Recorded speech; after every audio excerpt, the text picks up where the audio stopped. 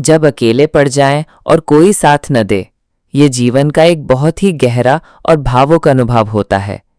ऐसे समय पर मन विचलित हो सकता है, लेकिन यही वक्त होता है आत्मचिंतन और जब जीवन के सफर में कोई साथ न दे, तब समझो कि ईश्वर तुम्हें खुद को समझने का अवसर दे रहा है। जब हम अकेले पड़ जाते हैं, तब लगता है जैसे पूरी दुनिया हमसे दूर हो गई है। कोई सुनने वाला नहीं, कोई समझने वाला नहीं, कोई कंधा नहीं जिस पर सिर रखकर रो सकें। पर यही वक्त हमें सबसे बड़ा सबक सिखाता है, स्वयं पर विश्वास करना। कभी कभी ईश्वर सभी को हमारे जीवन से इसलिए हटा देता है ताकि हम अपने आप से मिलने का मौका पा सकें। यह अकेलापन एक अद्भुत शक्ति में बदल सकता है, अगर हम इसे सही नजरिए से देखें। जब कोई साथ नहीं होता, तब हमारे अंदर की आवाज सबसे तेज बोलती है।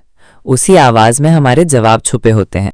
अकेलापन कमजोरी नहीं है, ये तो वो अवसर है जब इंसान खुद को निखार सकता है, सोच सकता है, समझ सकता है और फिर उठ खड़ा हो सकता है।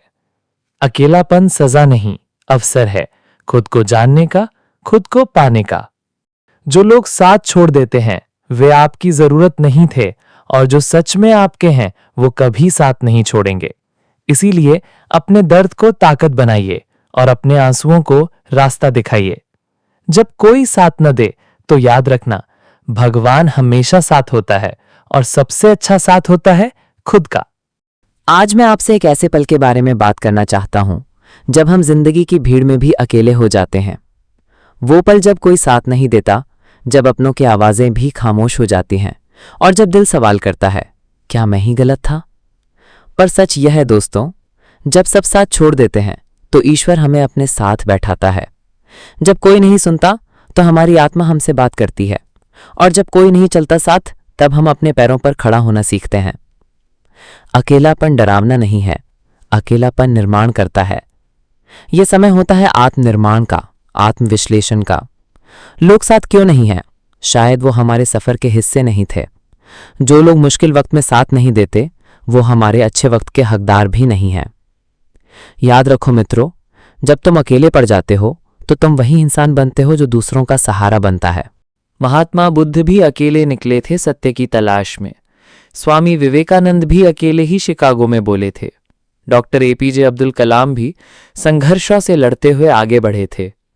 उन सबका साथ भी शायद किसी ने शुरू में नहीं दिया, लेकिन उन्होंने अपने सपनों का, अपने हौसले का और अपने विश्वास का साथ कभी नहीं छोड़ा।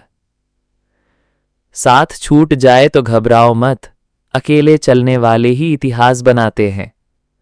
जो साथ छोड़ते हैं वो पाठ पढ़ाते हैं, और जो साथ निभाते हैं वो भगवान का रूप होते हैं। अगर कोई नहीं है तुम्हारे पास, तो ये मत भूलो कि तुम खुद सबसे बड़ा सहारा हो। क्या करें जब कोई साथ ना दे? 1. खुद से दोस्ती करें, खुद को समझें, अपनाएं और स्नेह करें। 2. डायरी लिखें, अपनी बातें अपने से साझा करें। 3. प्रकृति में समय बिताएं, शांत झील, खुले आसमान, पक्षियों की आवाज, ये सब साथ देंगे। 4. ध्यान यानी मेडिटेशन, अंदर की शांति को जगाओ। 5. नए लक्ष्य बनाएं, अकेलापन खालीपन नहीं, अवसर है। अंत में एक बात कहूंगा, तुम अकेले नहीं हो, तुम्हारे साथ है तुम्हारा अनुभव, तुम्हारी ताकत और तुम्हारा ईश्वर। इसलिए जब कोई साथ ना दे तो मुस्कुराकर कहो, अब मैं खुद का सबसे अच्छा साथी हूं। धन्यवाद।